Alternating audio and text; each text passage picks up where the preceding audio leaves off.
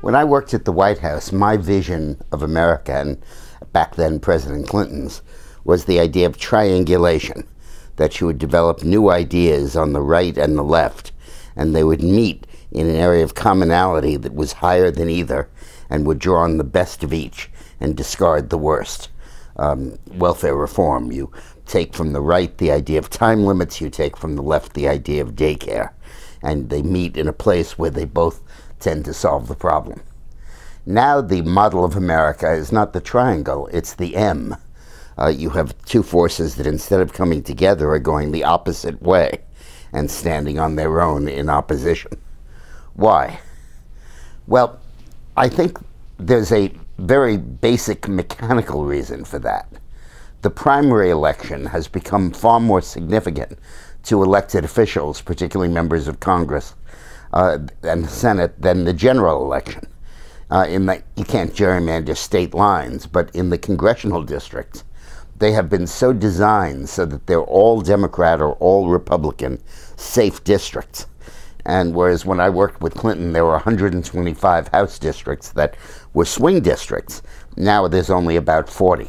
So in the most extraordinary Republican sweep, they would gain 40 seats and the Democrats would take 40 back in the most extreme sweep that they could have.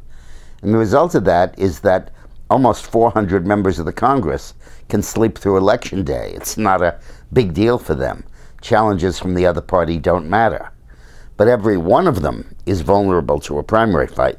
And the more Democrat their districts become and the more Republican the other districts become, the more the Democrats and Republican incumbents are vulnerable to those primary fights, articulated often by extremists of the right and the left, who usually couldn't win a general election, but don't have to because the district is drawn in such a way that the Democratic or the Republican candidate can't possibly be defeated.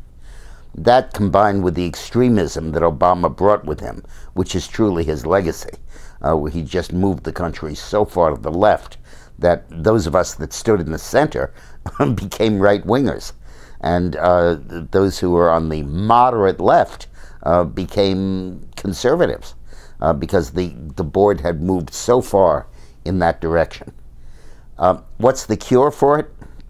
Well, one very important cure is being elaborated as we speak in the state of California with 54 congressmen, where they have reapportioned their state by a commission that was not appointed by anybody, but that was chosen by lot, like a jury.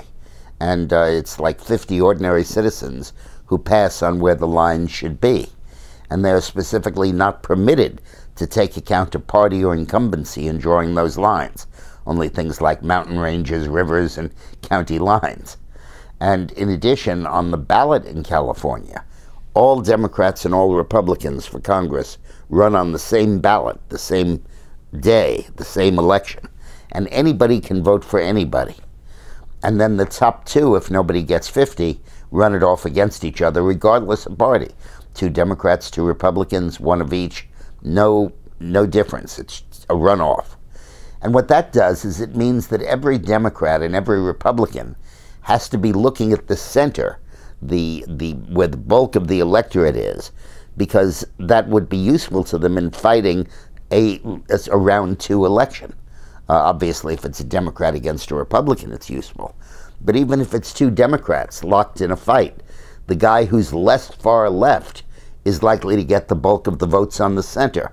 And ditto in the Republican Party. The candidate who is less far right is likely to get the votes in the center.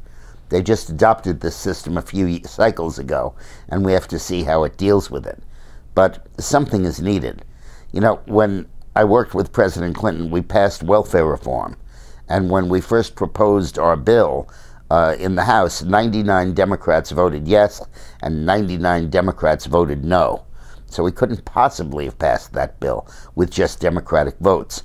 But Trent Lott, the Republican leader, worked very closely with the president, and we really were able to craft a true bipartisan majority that passed it. These days, that would be totally impossible. It would be completely laughable. And that is a fundamental problem in the United States, and we've got to address it. Thanks for watching.